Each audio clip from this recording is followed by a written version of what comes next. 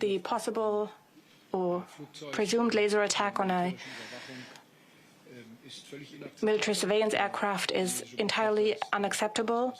We have summoned the Chinese ambassador to the Foreign Office.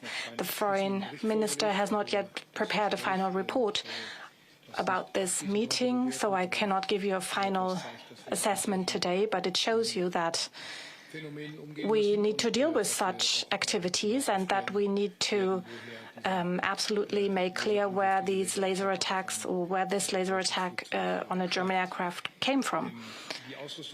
The equipment of the Ukrainian army is a topic that has been very important on a permanent basis.